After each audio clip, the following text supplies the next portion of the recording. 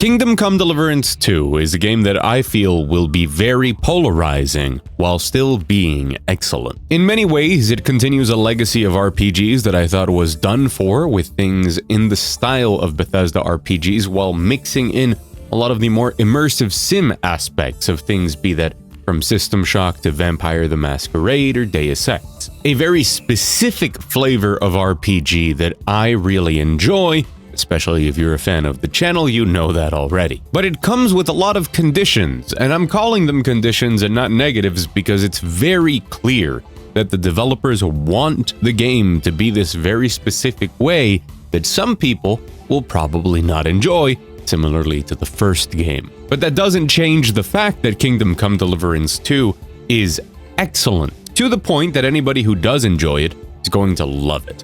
And a lot of people who maybe don't think they're going to like it probably will. And on top of all of that, because we can't ignore the context around it, in a current state of the video game industry where Dragon Age the Veilguard failed to meet expectations while still trying to transform the franchise, look for a way to modernize it and make it appeal to more people, Kingdom Come Deliverance 2 does something similar to Baldur's Gate 3. It looks at industry trends right in the face. It looks at all of those executives and all of those earning reports and says, you guys think this sort of game is dead, and we're about to prove that's not the case. I have a lot of good things to say, and here we go, I guess. By the way, hi, I'm Mug, and if you're new here, welcome. And if you're not new here, welcome back. You're looking sharp, but probably not as sharp as me, because now I'm in 4K. Well, technically in 1440p. A new camera is the first time I've dipped into the Patreon fund for a new camera. Hope it was worth it. All right, hit like if you enjoyed the video, all that sort of stuff. Let's get into it. All right, before we get into it, I do want to mention I am only about 35 hours into the game, and I will not be showing anything major when it comes to the story beats that I've hit so far, because I don't want to ruin them for people. Really that simple. I will hopefully have time to finish the game because I'm enjoying it immensely. It's really, honestly, got a stranglehold on me of like, I start the game up and time flies. Like I really lose track of time in a way that I haven't with a game for a long time. But there are a lot of video games coming out, and I am also making a pretty active effort to work on some other interesting videos. And I also want to cover more indie games. With that out of the way, the most important part about this game are its sense of exploration and its progression.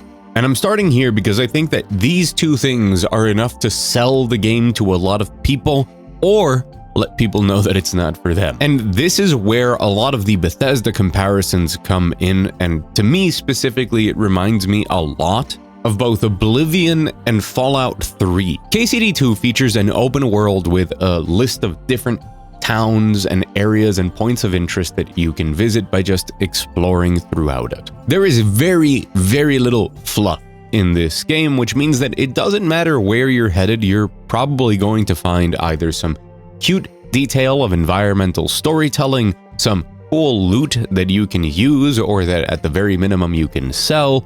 But most of the time you will encounter different events, towns where you will start new quest lines, and a lot of those quest lines are very well designed in order to move you to different areas where you will encounter more quest lines. And eventually, once you have a lot of those locations unlocked and you have fast travel, even if you end up without more quest lines to kind of chain together, it's okay at that point. The result of this is that it doesn't matter what you're doing, be that taking on a different quest and finding different solutions, or even preparing in advance to do something for a quest, or you're choosing to just walk around and run towards cool things you see in the distance, you end up in very interesting scenarios. You end up talking to really well-acted and well-written characters that are very memorable. You end up in combat scenarios, you end up with different situations in front of you, or with new things to unlock to do when you get back home. That sense that I think a lot of us recognize from those older Bethesda games of just setting out in a direction and not knowing what could happen and what we're going to gain from the experience is very much here in a way that I love.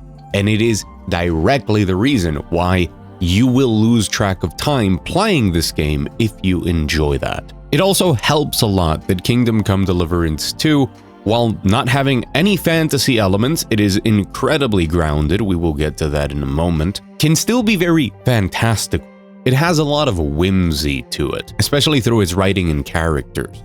There's a lot to do with witchcraft and paganism and old gods. There's a lot of folk tales and folklore, and that leads to some very crazy interactions and a lot of possibilities in solving a lot of the quests and just their general tone. And speaking about solving quests, that is the other place where this excels.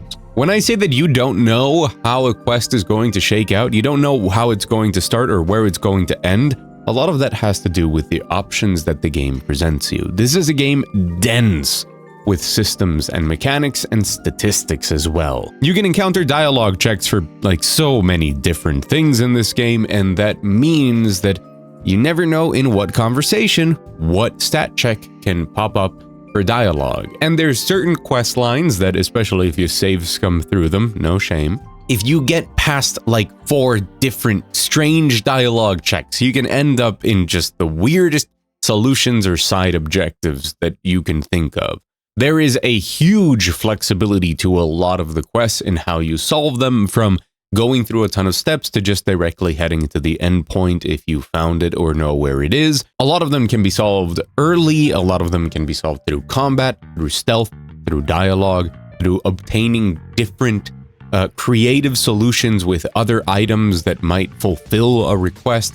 There's all sorts of things that really allow you to get immersed into the quest solving process. And because a lot of the game and its presentation and the characters are so good, you're going to want to keep doing that. Now, the other part of the glue that keeps the game together and has you continuing to play more and more is the progression. In KCD2, you start at the very bottom. And because of a lot of the more in-depth systems in this game, be that from repairing your armor and your weapons, keeping them clean, keeping yourself bathed, and the minigames attached to things like alchemy and smithing, as well as the fact that a lot of your gear is very tied to your statistics. So there is a system in this game that is very important regarding if you're wearing full armor, you will move slower, you will be more intimidating, you'll be ready for combat, and that's maybe not ideal for just talking to people around town. Certain gear, certain outfits will look a lot better and have people believe you're a highborn noble, or give you more charisma, or when you speak to people. So every piece of gear can be very valuable because you want to have 3 different loadouts. That's what the game gives you. Probably 1 for combat, 1 for talking around town, and probably 1 for stealth or whatever else you're thinking. This means that starting from nothing, every single piece of gear matters a lot. It has a noticeable impact on everything that you do, and you want to maintain it, and you are always looking out for more and better gear. And eventually, if you want to, you can end up repairing and crafting them, and through the level up system and the perk system, which is very similar to something like Skyrim, you can make your gear, the one that you repair or build, the best that you can find.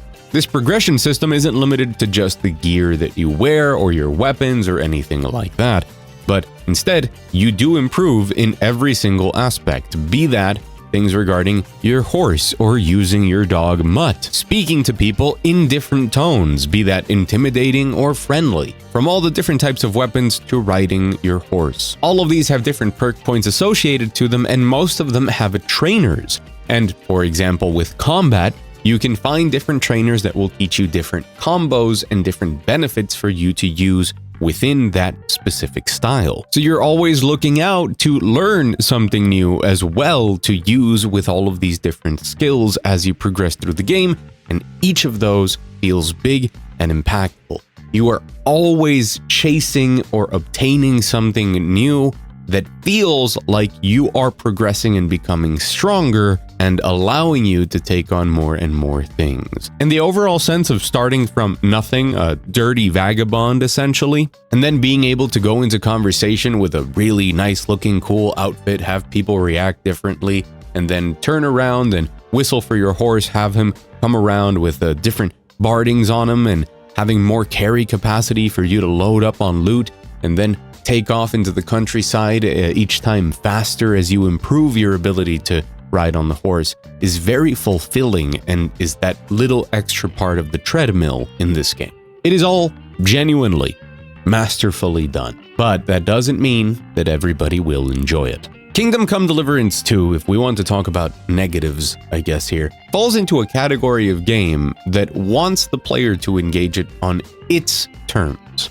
To give you some other examples of games like it, I would say that Red Dead Redemption 2 does this a lot, and that game was very successful, so there you go. Persona 5 and to a certain degree Metaphor ReFantazio do this as well, along with a collection of indie games out there, from Fear and Hunger to Void Stranger. Yes, I just connected those sorts of games together, and I promise it makes sense. Kingdom Come does not want you to save scum. It wants to make that just a little bit difficult and require a consumable item or for you to quit the game entirely to create a save point to scum from. It doesn't want you to pick flowers from the fields in a second. It wants to play an animation of Henry going down and picking it up. When you slaughter an animal, you can't just loot the meat off of it. No, you have to go through that animation like this is Red Dead Redemption 2 all over again, of slowly cutting them open and then getting that. When you want to craft a potion, you have to go through a mini game of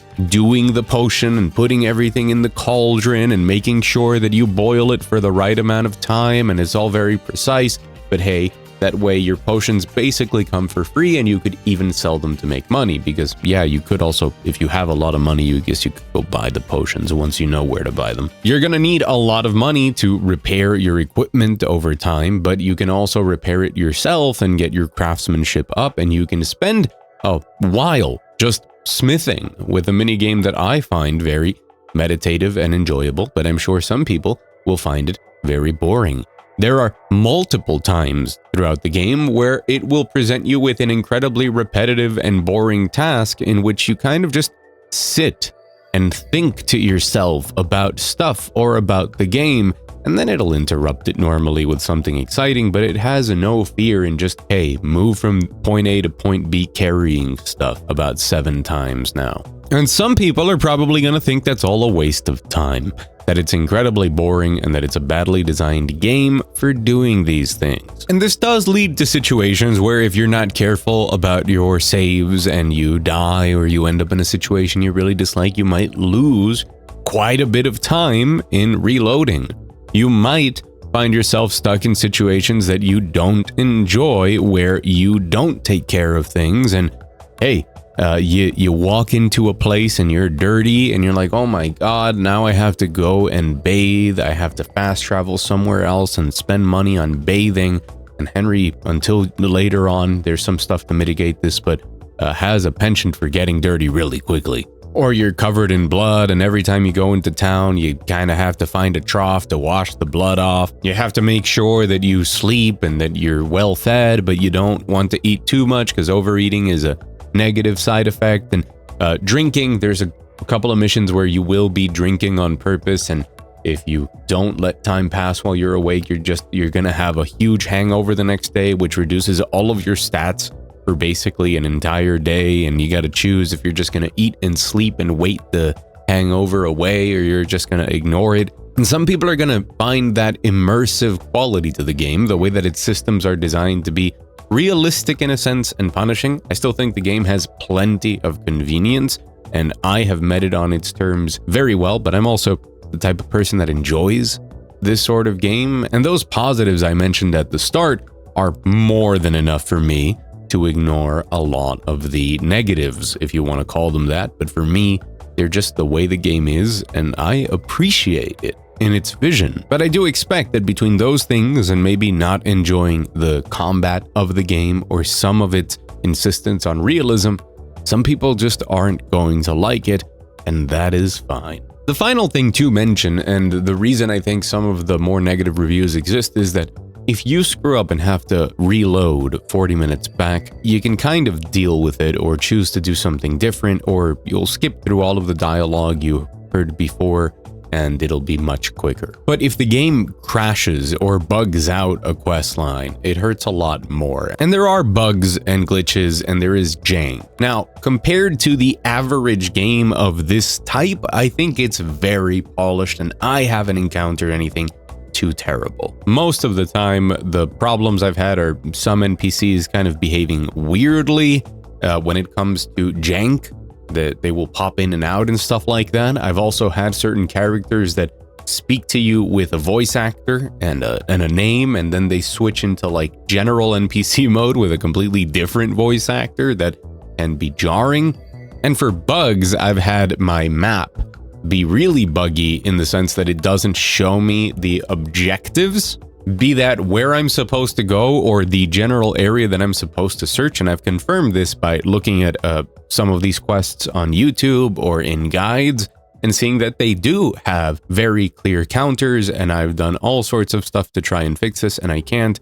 And it is an inconvenience, but I just choose most of the time to play the game on hard mode and just read through the codex entries and get a better idea of where I'm supposed to go manually without the help of the map, if you will. And I'm willing to do that because the overall quality of the game is so high. There is so much to love here, from that excellent presentation, excellent story, voice acting, just really interesting quests that are always just a joy to jump into, to that progression, to the fact that I enjoy the combat, that I am invested in Henry's story, and I've always said that there is a proportional degree of just how good a game is and how much you're willing to forgive other stuff about it. And it's proven to be very successful. It doesn't matter how much the industry insists that this type of RPG and its scope, its complexity, the staff and budget required for it are just not worth it anymore to pursue.